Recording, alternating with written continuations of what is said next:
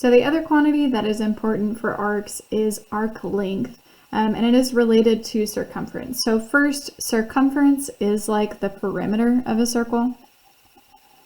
So it is a length. It is the length around the entire circle. And you might remember from past classes that circumference you can either say is 2 pi r, so 2 pi times the radius, or we know that 2 times the radius would be the diameter, so we also say that it is pi times diameter. So either formula, same thing. And then what we're talking about is arc length, and arc length is a piece of that circumference. So we might be trying to figure out not the length of the entire circle, but how long is from here to here on the circle, something like that. Before we talk about a formula, let's think this through a little bit.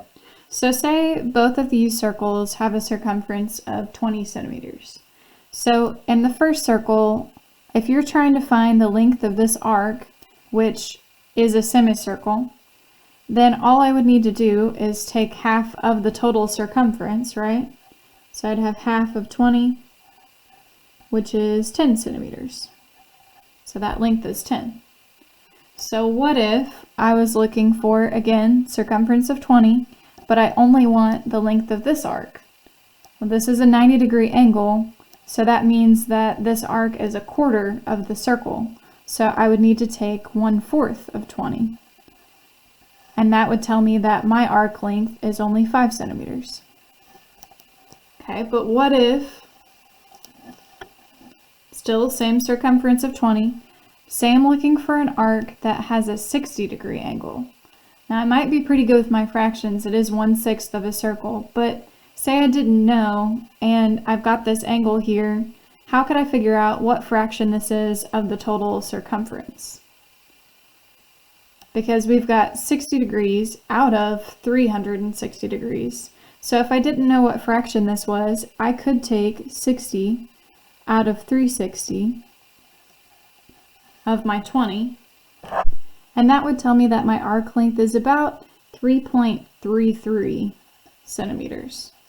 Okay, and this fraction right here is really what we did on the first two as well, because for 1/2, really 180 degrees out of 360 is 1/2. The 90-degree angle here for the arc measure out of 360 is 1/4. So we can simplify it if we know how to, but otherwise, if I had an angle of like 53 degrees, I could always rely on putting that 53 over 360 and then multiplying it by the circumference to find that fraction of the circumference.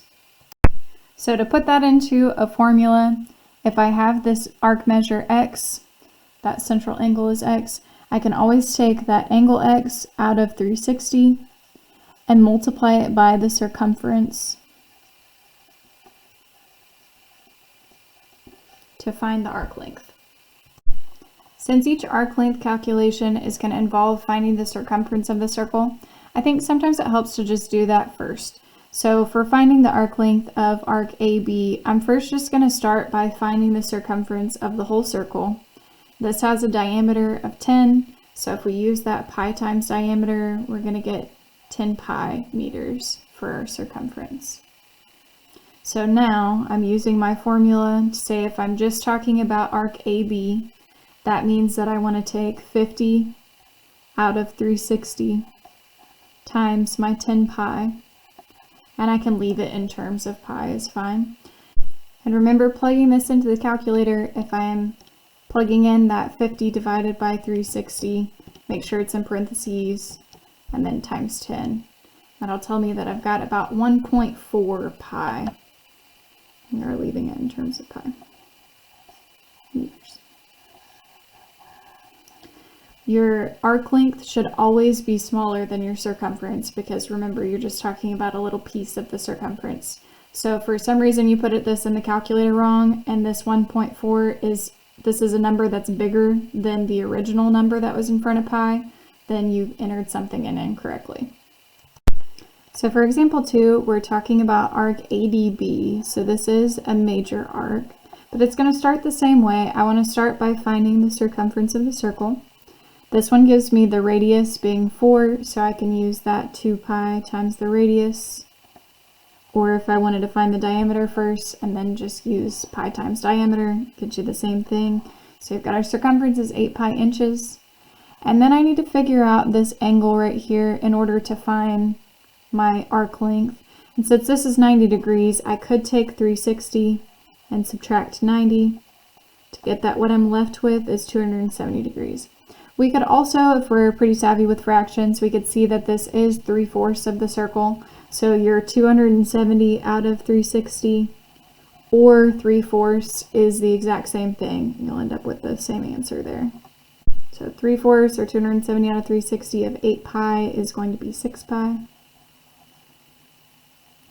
So like I said earlier, smaller than the circumference, but this is going to be pretty close to the circumference because it was a major arc. Okay, let's try a few on your own here. For example 3, it is a little bit more challenging to find that central angle, but you can do it. Go ahead and find your circumference and then see if you can set up and solve for the arc length of AB. So you should get 4.9 pi for the length of AB, of arc AB. The circumference here should be 16 pi. And then to find that central angle, we're taking 360 and subtracting 60, 90, and 100. So that angle should be 110 degrees. So our 110 over 360 times the circumference should get you 4.9 pi. Okay, last example. See if you can find the length of arc AB on your own. Pause the video. You can do it. So you should just get pi for this arc length. The circumference of the whole circle is 12 pi. And then we do need to know something about these angles, that since they are vertical angles, they will be congruent to each other. So our central angle there is a 30-degree angle. So our 30 out of 360 of our 12 pi should just get you 1 pi.